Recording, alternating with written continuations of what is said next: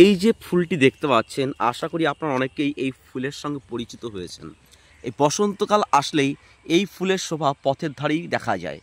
আসলে এই ফুলটাকে আমরা বলি ভাট ফুল বা ঘেটু ফুল। তবে এর কিন্তু আরেকটি নাম আছে যাকে আমরা ঘণ্টাকর্ণ বলি। তো এর যে পাতাগুলো, বিশেষ করে এই পাতাগুলো 14 শাক হিসেবে খাওয়া যায়। আর এই ফুলে যে মধুটা থাকে, এই মধুটা অনেকটা তিক্ত কিন্তু মিষ্টি, অনেকটা তেতো এবং মিষ্টি, এবং এর কিন্তু বিশেষ উপকার আছে, ভীষণ উপকার আছে। যদি এটাকে শাক হিসেবে রান্না করে খাওয়া যায় তো আমাশা দূর হয় এবং আরও অনেক উপকারে লাগে। তা বলুন, এই ফুলের শোভা আপনাদের কেমন লাগে? লাল পলাশ যেমন তার বসন্তের শোভা বাড়িয়ে তুলেছে, শিমুলও তেমনি তার বসন্তের শোভা বাড়িয়ে তুলেছে, আর আমাদের পথের শোভা বাড়িয়ে তুলেছে এই যে ঘেটু। তো বলুন, কেমন লাগলো আপনাদের এই ঘেটু ফুল দেখে?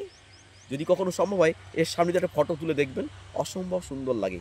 সাদা, মাঝে আপনি একজন। ধন্যবাদ, ভালো থাকবেন।